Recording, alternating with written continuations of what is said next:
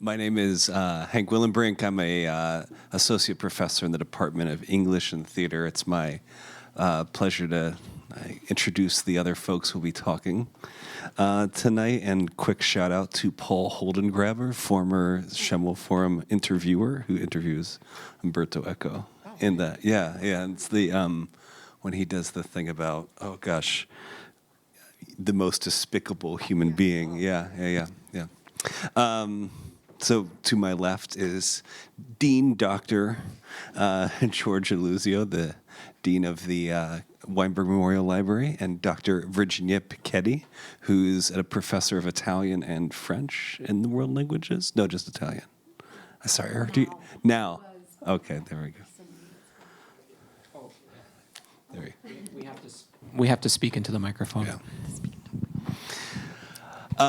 So I'll lead off partially because I guess it's kind of my fault that you're all here today. I have the pleasure of serving on the Friends of the Weinberg Memorial Library board, and in a board meeting we were kicking around event ideas, and I had recently watched this documentary.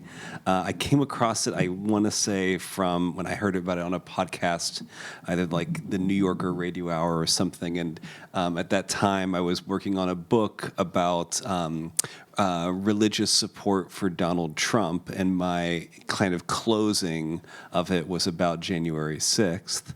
And so I had heard about it, and the kind of like thing that the person said was essentially about how there's a lot of kind of conversation this about conspiracy and disinformation and that sort of thing. And I have to say, as a lover of Umberto Eco's work and a fan of anyone who can be both someone who does serious intellectual academic work in an academic sphere, public sphere, and write the novels that he does, I was immediately intrigued, as well as, well, let's face it, there's some really good, I think I'm going to say something that you don't say in the Schemel Forum, there's some great book porn in this. I mean, just like the kind of libraries that you see are just beautiful.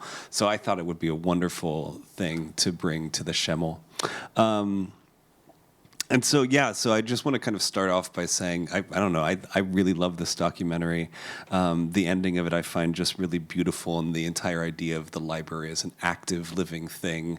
I love the fact that at the end there he talks about God being in a place where there's no commotion while there's a kid roller skating. It's just such a beautiful image, because it's not commotion, right? It's something else. But yeah, so my kind of like interest in a lot of this, and the way that I'll kind of start off is thinking about this question about what we would call, I guess, misinformation at this point. And in a certain sense, when I watched this film the first time, I think it was out 2023, something like that. There was like a kind of, it gave me a little bit of hope, because, you know, living with falsity and living with misinformation is something that we've done for centuries. And it's kind of, there was something about the perspective there that I found really, really appealing. And now watching it again for maybe the third or the fourth time, one of the things that really hits home, though, is a lot of the critique of the internet that he has in this. And in specifically, kind of the way that our online lives are places where we forget nothing, but we forget everything. Thinking in particular about the kind of he talks about the book and the kind of like, I can read Proust on the iPad, but I can't dog ear it. I can't, spill jam on it. And the way that as our lives have become more and more virtual, we are encouraged to live more and more in the shallows, as Nicholas Carr would say. We read just in a very profoundly different way now than we did at that time. And so there's this kind of thing about like the tactile nature of books, the tactile nature of memory, that I feel a very deep nostalgia for.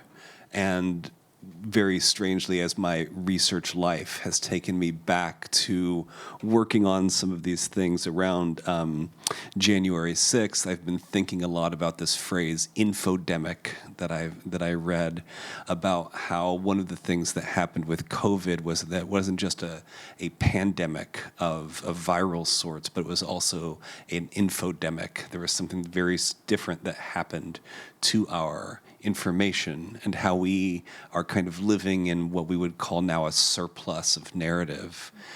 And again, kind of thinking about that and thinking about where he talks about the second function of memory. One thing that we have with memory is to preserve, but the other thing that we need is to select. And the ways that, I'm going to just call them curatorial practices, are so essential to the ways that we understand and process knowledge, and thus how we understand ourselves. And so I'll leave it with that and pass it along to whoever wants to talk next. Thank you. Thank you to Hank for coming up with the idea for this presentation and for being a part of the panel. Thank you for serving on the Friends of the Library Board as well. Thank you to Dr. Picchietti for volunteering your time and expertise for joining us today. Thank you so much. I'm sort of embarrassed to say that I wasn't really familiar with Umberto Eco's work before Hank suggested it.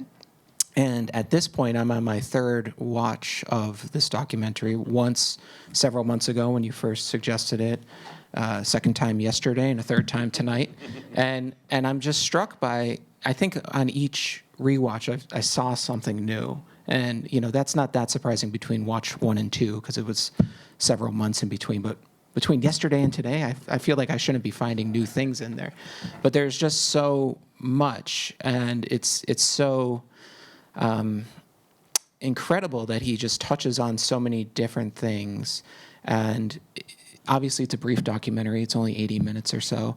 And you can only say so much about any given topic in that amount of time, especially when you're covering so much. But there was really a depth and a profound depth to a lot of what he talks about and a lot of what he says. And, I'm the librarian on this panel, and I'm also a philosopher, so I'll talk about libraries and philosophy. So one thing that particularly struck me about this documentary is how deeply Umberto Eco understands library people, library culture, book life, book culture, whatever you want to say. His home is filled with books, obviously, but he doesn't see a library as a building of books. It's something more than that. He sees libraries as this living, breathing repository or representation of human memory, imagination as well, and even error. He talks about that. So, with that in mind, I'd like to touch on sort of 3 points that struck me this time. Really, this is yesterday's thoughts. Today might be different thoughts, but I'm not skilled enough to sort of work something out. So here's my thoughts from yesterday's watching of the film. 3 points.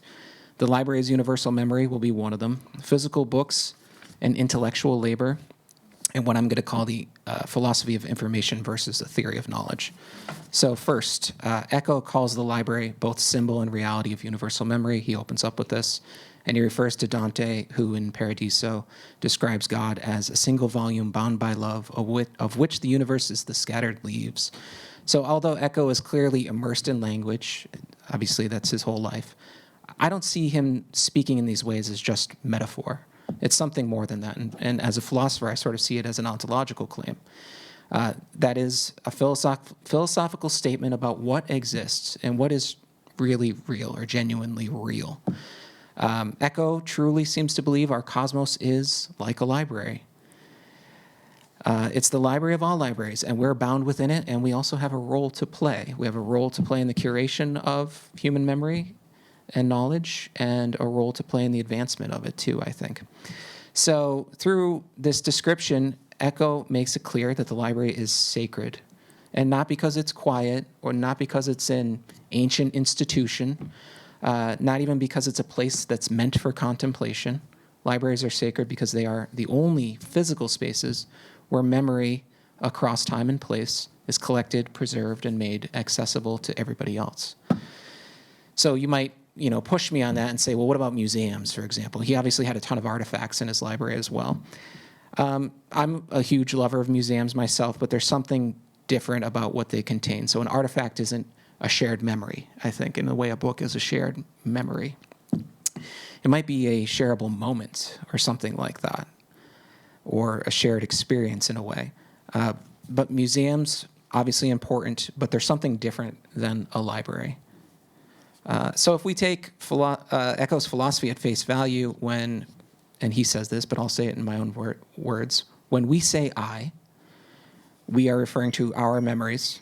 And if books serve as shareable memory, then libraries are the soul of human civilization, spanning our shared experiences across centuries. Okay, point 2.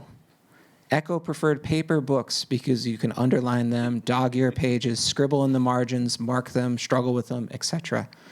So this echoes my own approach with any sort of scholarly work I've ever done. I legitimately don't think I'm capable of learning something profound or smart unless I'm looking at a piece of paper and really struggling with it, exercising my mind.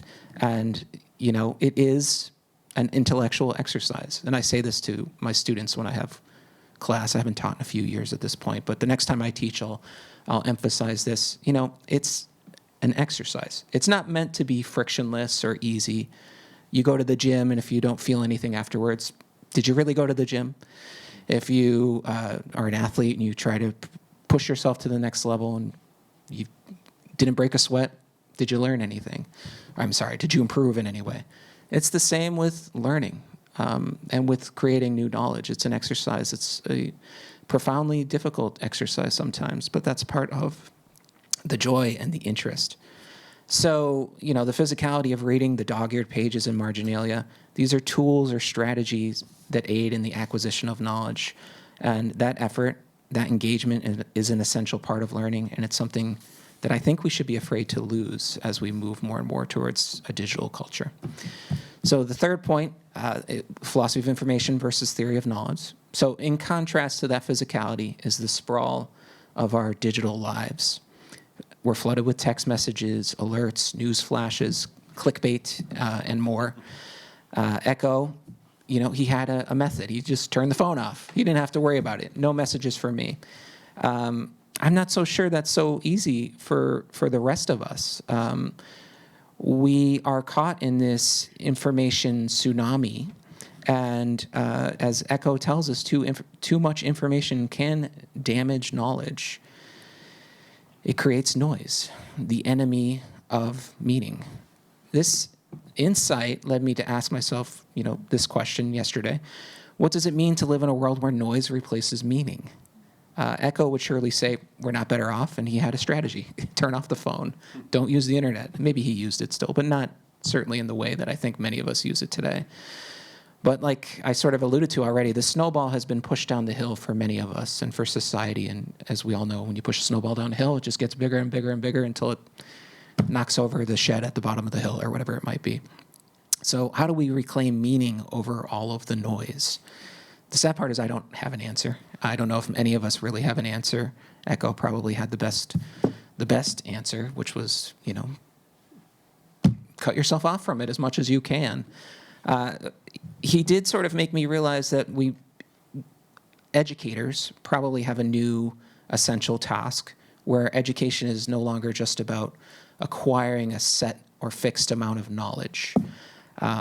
You know, you could memorize the test and get an A, but that's not enough now. Now you need to be able to discern what knowledge is important, to know how to use it effectively, to curate new knowledge, to create something new from that as well. So the task is actually much harder, much more difficult for educators. It's easier to just memorize these 10 things, you'll get an A. It's much harder to say, here's 5 million pieces of information. Tell me the 10 best pieces from that. Not an easy task.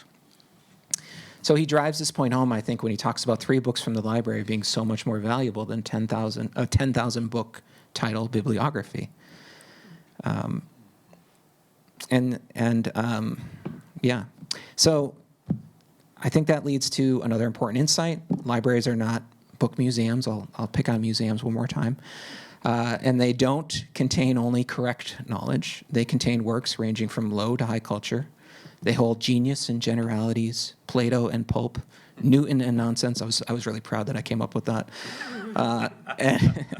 And that's both important, and it's both the point. Libraries are both gymnasiums for the intellect and playgrounds for thought.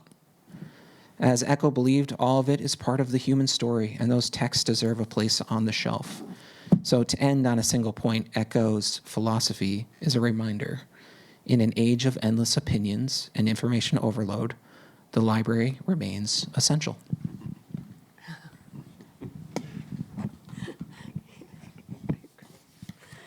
Well, I'm going to touch on something that he sort of talked about, not quite deeply, but that interested me, and it connects with what you both said, and that is literature as an ethical commitment and the role of the reader. There is a long tradition in Italian culture and Italian society of commitment to social justice. And of course, this can be said of any national literature. We have some beautiful examples in the United States of this tradition, but I am referring specifically to Italian. So I think that one of his most important contributions to our understanding of this tradition is the role of the reader, which he theorized for many, many years, beginning in the 1960s. The role of the reader, giving importance to the role of the reader, giving significance to what the reader thinks or interprets about a text, is a democratizing principle that recognizes the reader's central role in creating a text's meaning along with the author. So the text becomes a living thing that can transcend time, and it transcends populations, it transcends people. This also challenges the top-down authoritative interpretations of texts and even reality. This is why, when speaking, Eco creates a library of popular culture and the classics, which are all spoken together. So he speaks titles of both classics and popular culture together, but also characters, also authors and makers of popular culture. So as we go back to the text, we can agree that the text is constructed. It is the result of the choices that an author makes in terms of language, description, characterization, setting, narrative arc, time, space. So there's what he calls a hardcore reality that's connected to the text. These choices are the reader's reference points for an emancipated interpretation based on the reader's own context, space, time, ideological commitment, gender, all those race, all those kinds of things that play into that inform a reader's own interpretation of a text. However, Eco said, while defining this liberating relationship between reader and text, he also recognizes the limits of interpretation, so that, and I quote, "There are moments in which the world, faced with our own interpretations, tells us no," in capital letters. There are things that cannot be said. So it's a reciprocation of it's a relationship of mutuality, but we also have to understand where our limits are as interpreters. And I have an example of this from the translation of what Umberto Eco said twice, okay, that I caught. I do translation work as well as scholarship, so I have been caught in the necessity of interpreting someone else's words for an audience, for a readership that is outside of that particular context and that may not bring knowledge of that context to the reading. So the first one is, he talks about the illiteracy rates in Italy of the 1950s, not today, of the 1950s, and he says, non sapeva l'italiano. This person, or they did not know Italian, but it was translated as they didn't know good Italian, which is a misunderstanding of what Italians spoke and how they spoke, because Italians do not learn, by and large, standard Italian until the post-war period with the advent of television and radio, the diffusion of this knowledge, this centralized Italian. But they did speak their own dialects. And very often these dialects or languages have the categorization of language or regional dialects. They may not have a written grammar, but they have a grammar. They have a vocabulary that differs from Italian, and they also have different pronunciations. And these have a historical evolution from Italy's history before it became a nation, before it became unified in the 1870s. So that was a misinterpretation by the translator, who probably did not have profound enough knowledge of Italian history and Italian realities. The other one is dirty thumb. He said, dito di marmellata, something like that, which you understood. So it was translated as that without having a physical book, you don't see my dirty thumb. But he actually said my jam or marmalade thumbprint, which also speaks to Italian culture, because Italians eat bread and jam as a snack or in the morning. So there's this understanding of material culture and an understanding of your daily life and what you do when you're eating bread and jam, which is something that perhaps an American wouldn't necessarily bring to that interpretation because they don't have that knowledge. So these are piccolezze, they're little things, but I think they do speak to what Umberto Eco was saying. And it also, I think that the translation of the non sapeva l'italiano, this person did not know good Italian, is a top-down interpretation rather than a bottom-up interpretation of what was said. So back to what I was originally going to say. This understanding of the reader-text relationship calls upon the reader to make ethical decisions vis-a-vis the world of the text, vis-a-vis what the text is telling us and what the text has constructed, to develop an ethical commitment as interpreter. So you just can't think of anything. You have to have a foundation for how you interpret the text, and then hopefully what you will do with that interpretation. When writers write, when authors write, they are aware of these interpretive possibilities, so that T.S. Eliot said that a poem's existence is somewhere between the writer and the reader. So they're very aware. Ezra Pound wrote an essay on the relationship between the reader and the written text as well. So Eco, in essence, plays this out in his novels, which have what I would call a library of characters and texts that guide the reader through a history of meaning. And we see this in The Name of the Rose. We see this in Foucault's Pendulum. We see this in The Prague Cemetery, et cetera, and the others. Through his novels, Eco highlights historical legacies that shape our present, and I will talk about this in a little bit, that offer insight into social relations, or that at least can be scrutinized for actions that provide guidance in the present. They help us understand some of the roots of the present. So we're going to take as an example the novel The Prague Cemetery, which was published in 2010, where what we may consider silenced texts of national history are unearthed, texts that perhaps we don't want to remember as existing, but we need to remember that they exist.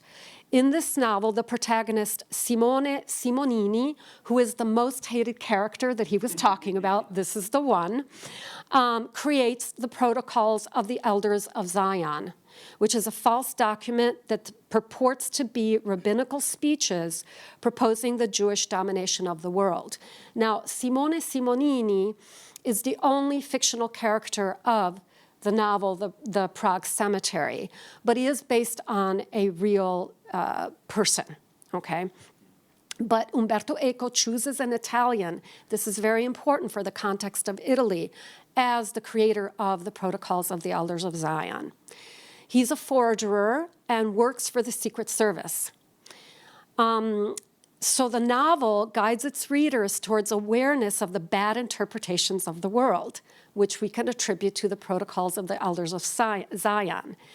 And it includes the narrative you create to describe a group of people. This narrative, Eco implies, and he also says it explicitly, allows us to distinguish ourselves from others as we base our identity on an us-them dichotomy. Okay. In this sense, the novel makes the reader aware of the homogeneous images of identity that a community or a nation constructs for itself.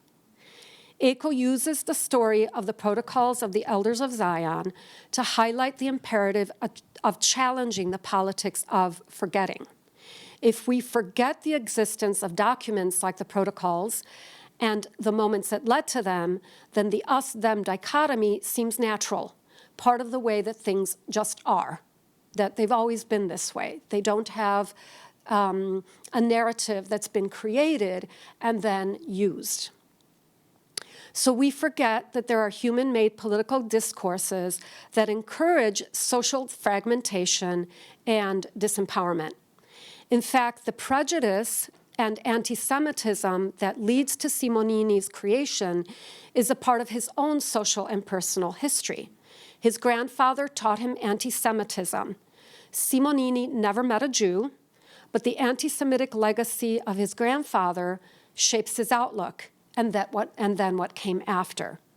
For example, the British historian of the early 20th century, Nesta Webster, who wrote World Revolution, The Plot Against Civilization, refused to say outright that the protocols were indeed fake, and that anyway, she said, they were based on some truths.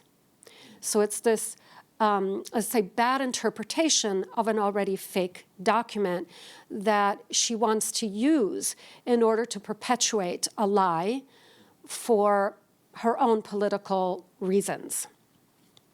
And this, her book and her reliance on the protocols of the Elders of Zion were used by other politicians that I shall not name around that time.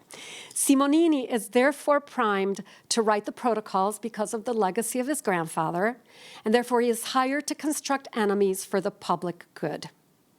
As someone who works for the secret services of international governments that attempt to quell social revolts, he is told that empires and nations are more concerned with cultivating than killing their enemies.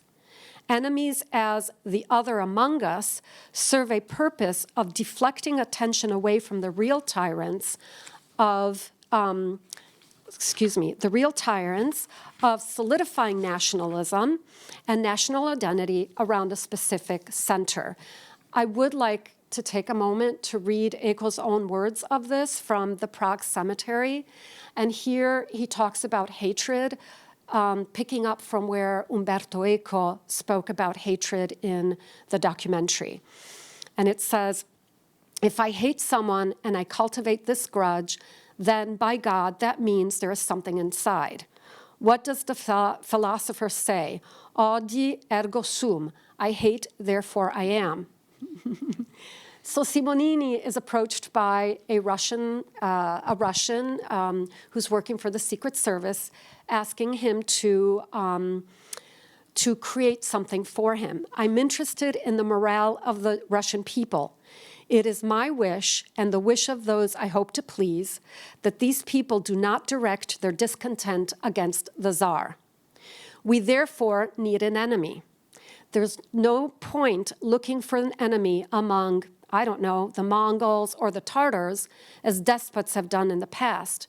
For the enemy to be recognized and feared, he has to be in your home or on your doorstep, hence the Jews. Divine providence has given them to us, and so by God, let us use them and pray there's always some Jew to fear and to hate. We need an enemy to give people hope. Someone said that patriotism is the last refuge of cowards. Those without moral principles usually wrap a flag around themselves, and the bastards always talk about the purity of the race. National identity is the last bastion of the dispossessed. But the meaning of identity is now based on hatred for those who are not the same. Hatred has to be cultivated as a civic passion. The enemy is the friend of the people. You always want someone to hate in order to feel justified in your own misery. Hatred is the true primordial passion. It is love that's abnormal. That is why Christ was killed. He spoke against nature. You don't love someone for your whole life. That impossible hope is the source of adultery, matricide, betrayal of friends. but you can hate someone for your whole life, provided he's always there to keep your hatred alive. Hatred warms the heart.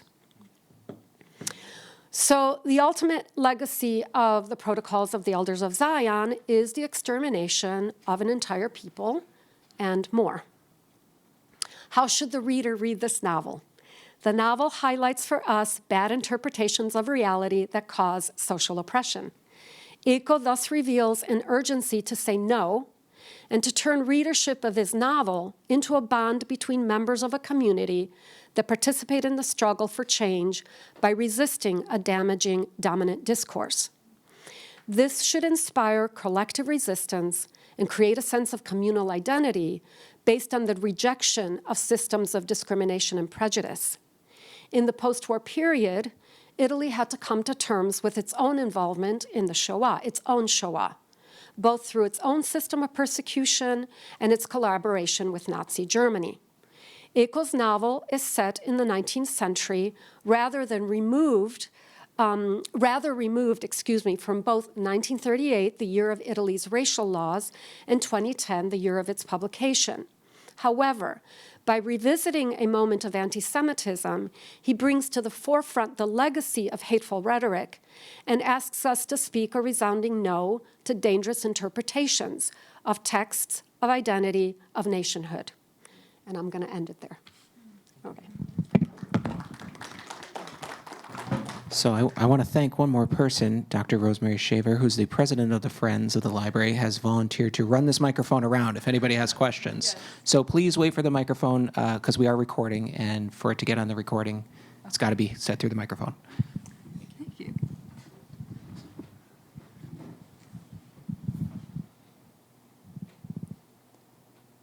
Are there any questions? Questions? or reflections? Oh, back.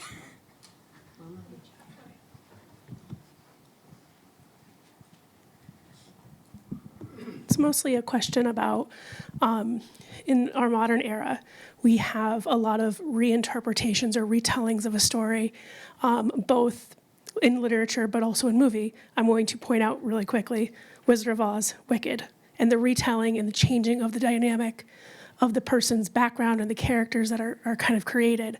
So I guess, is that like, I can see why modern writers are trying to make that change, but it's kind of taking away the integrity of the original text. And I don't know, as we watch his conversation about the importance of the structure and the building of like a book, of whether it's fictional or scholarly, like the importance of that structure is vital to the understanding of our universal memory. So how would you kind of address the retelling of our collective memory?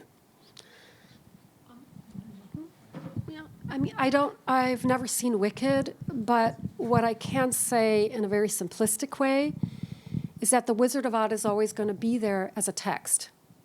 So you have that as a reference point. And these stories, the same is true of opera, where it's retold in modern garb, and there's always a debate about whether or not that's true. But I think that while it might be jarring to see that retelling, it also says that the text is a living, breathing thing, and that it has relevance. It has something to say that is relevant today. And so I think that those reinterpretations actually reinforce the original rather than marring it in some way, because that original is always going to be there.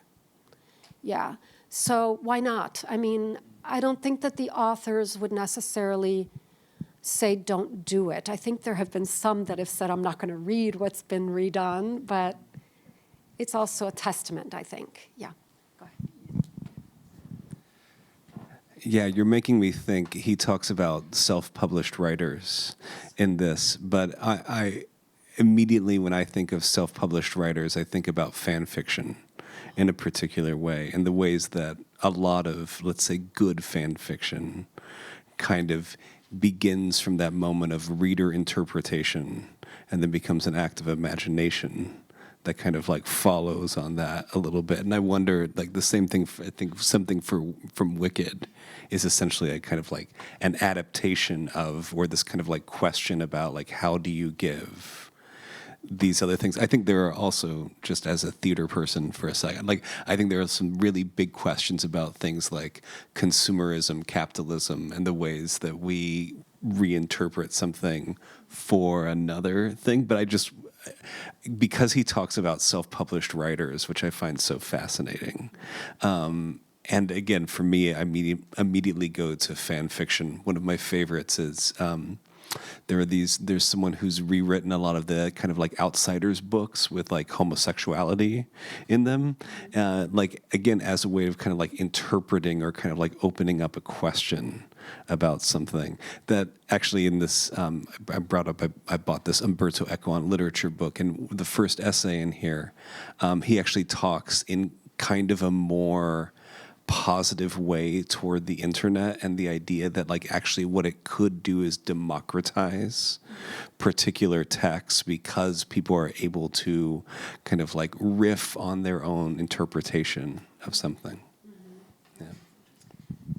I don't have too much to add to that, but I will say that he's obviously a comic book fan as well, which is sort of interesting. And you know, you look at Superman, who has existed since I think 1936. If anybody knows, correct me.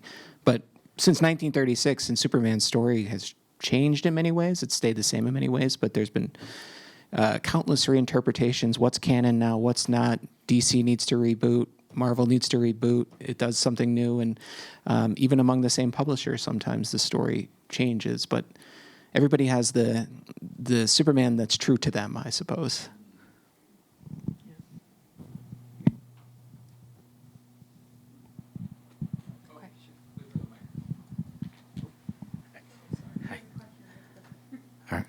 Hello. Hi. I'm just. Let me say one thing. I disconnected my office phone about 3 or 4 years ago. I've never reconnected it. I'm very happy with that. I know Echo as the writer and the Name of the Rose and all that stuff, but also as a Catholic. And I was looking for, like, does this come through in the... I think it did. And he was an activist. He was a Catholic activist in his early life. And he reminds me of Musk to a certain extent. Because when Italian TV starts in 1954, he is brought in as... in one of those... that group of, like... the hot shots that Musk has got working for him. That's what he was, working for the head of Italian TV. And it was a disaster. And he was, it only lasted at most 2 years, and that was it. So, and then he went on to other things. But he's a character. That's what I was thinking as I was watching this as well. His boss, not his boss, but the head of Catholic Action, and he was a Catholic Action activist. I worked in his library. It's in a high school outside of Milan, and it was fun. I was just hanging around and seeing what the guy read, and it's a big thing too. I mean, he's got tons of stuff. Luigi Gedda.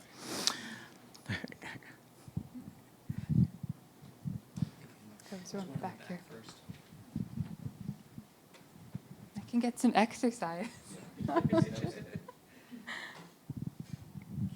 So, ECHO, the library connected to the concept of memory. Oh, yeah, okay. Make me think that were it be alive today, I would think, but what's your opinion? It would be take a stand against what we call today cancel culture, because so much is said that at one point in the documentary, it's talking about the present and the past, how important it is. So I see, of course, we cannot decide for someone who is not, but that's my thinking about Umberto Eco. And as a universalist and a humanist, he would certainly take a stand against what we call nowadays a cancel culture.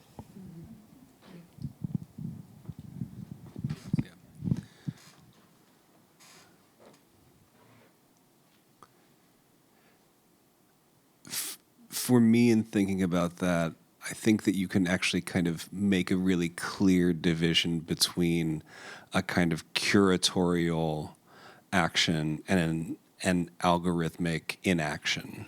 So, like, one of the things that, thinking about cancel culture, a lot of just, I would say, the ways that we interact online, so much of it, even if we are interacting, is not our actions.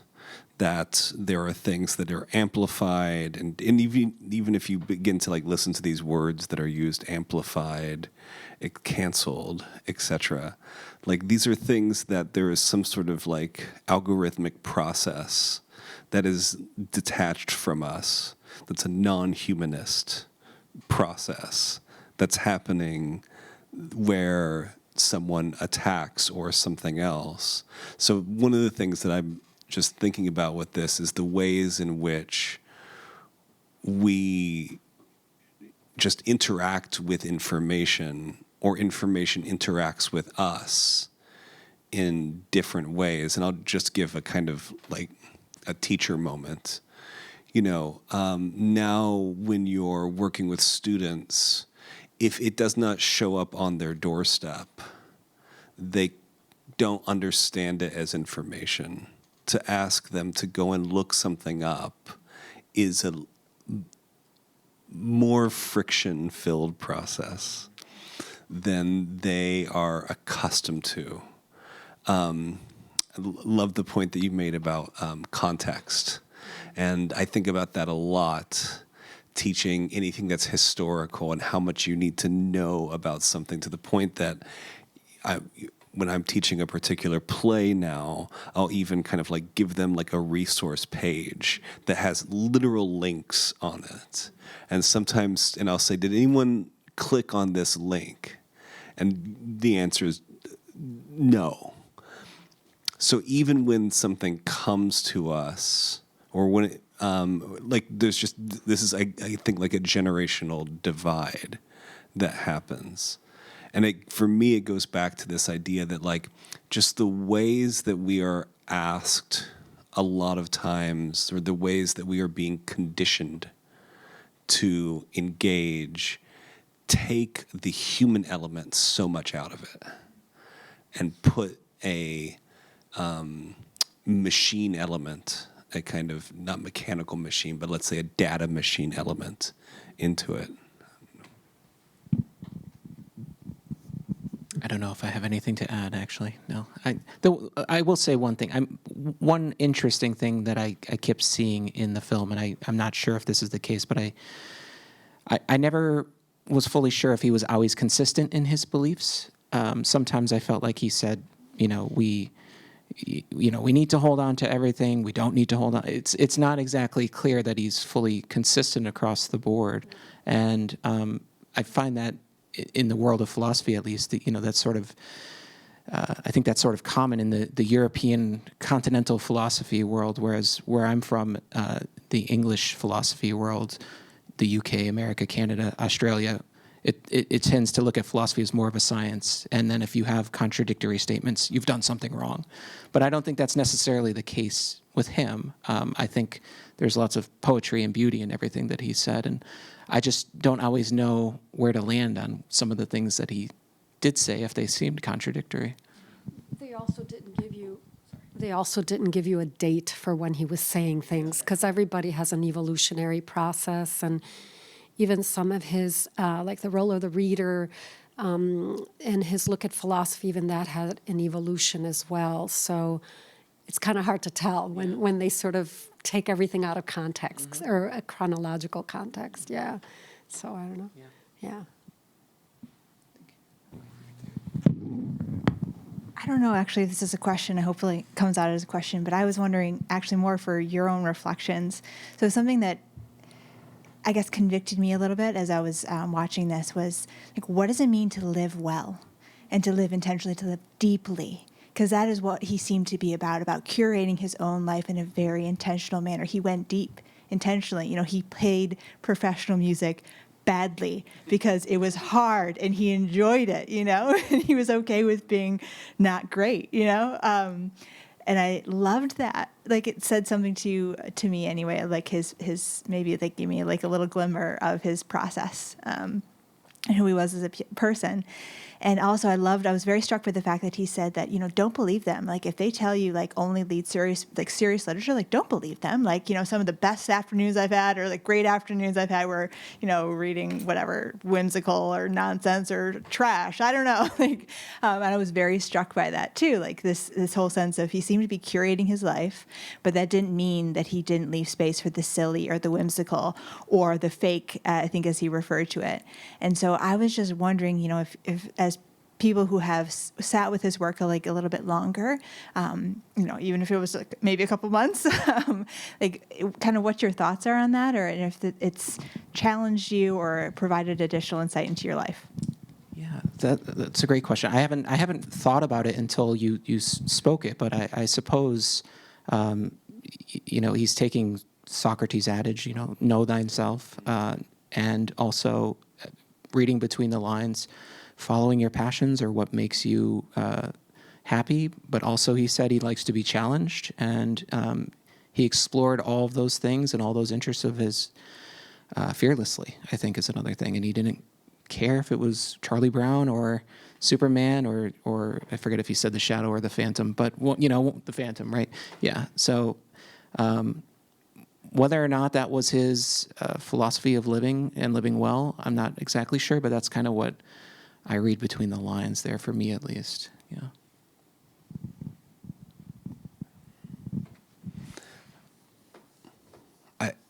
I don't have an answer for this, but I have a couple just kind of things. One thing is at the very beginning, where I think they talk about his refuge was this room where there were no computers or anything like that. And so, like, one thing that I think really clearly about is, and maybe it goes back to Dr. Domenico unplugging his office phone, is the ways in which we need to kind of create spaces of contemplation, reflection, etc., that are actually free from technological interference. I mean, one of the things that I love about our library is, like, the 5th floor is quiet, and it kind of goes, you have, like, you can kind of choose where you want to be on the scale of distraction. But I think that, honestly, like, my personal take is that a good life is a non-distracted life. So there's something for me about the way that he talks about space and finding spaces of quiet, of no commotion, right? Or no distraction, that I think comes up. But I think another thing is, he's really funny, and he doesn't take himself very seriously. There's the moment where he's like, these are the books that I've read, and these are the books that I read about me. But, and obviously it's a documentary, it itself is curated, but he's never like, and screw that guy who gave me the bad review. You know, he seems to have a very light touch with himself, even being this kind of like greater than life character. I mean, just all of the kind of different whimsical paintings, etc., that he has. And so I think, like, for me, maybe the takeaways, one is, like, how do you actually create space in your life, in your physical space, for contemplation, reflection, and engagement? And then I love that there's another space that's for him and his collaborators, right? And then there's, like, the kind of outside world. So I think about, like, what is that kind of spectrum of spaces? And then how do you do that and not take yourself too damn seriously? I totally agree with you. I don't think he needs to take himself seriously because he's not insecure, because he's got a developed cultural background. He's got a classical education. He reads a lot, and so I feel like, you know, he doesn't need that. I don't know. He's got that. He's got it. But also, thinking about what you guys said kind of crystallized maybe an answer on my part. And that would be that it seems to me like for someone to read as widely as he does and as deeply, he's always remained curious. There's this curiosity about the world that never ends. And it doesn't matter what you look at, it can tell you something. And so I too have a personal anecdote to tell about this. I went to Indiana University in Bloomington, Indiana. Indiana University Press published some of the translations of his works. I started in 1987 in graduate school, but several years before, in the early 80s, he was like a lecturer at Indiana University. And while there, he visited a town called Nashville, Indiana, which is a town that sells a lot of trinkets. And they have these outdoor tables, Tom, tell me if I'm wrong, if I remember incorrectly, where there are tables of trinkets and shops with all these sorts of trinkets that are made to draw in tourists. And they were sort of like those little Charlie Brown statues. And he loved it because those kinds of little statues and those little knickknacks spoke about popular culture and about an understanding of these artisans' view of what is beautiful, of what you might want to look at, of what has value, and of what says something about the world. So these little peanut characters are always in motion, and so they're always reminding you of these really interesting comics that have this little moral nugget, and that talk about friendship and love and understanding. And so I feel like it's not like he doesn't differentiate, but I feel like he's curious about everything. And maybe that's what keeps us alive and happy, to always want to know more. I think that's a good concluding remark. So yeah, thank you. Yeah. Yeah. The last thank you for the evening is to you all for coming. So thank you so much for being here. We really appreciate your presence. So thank you.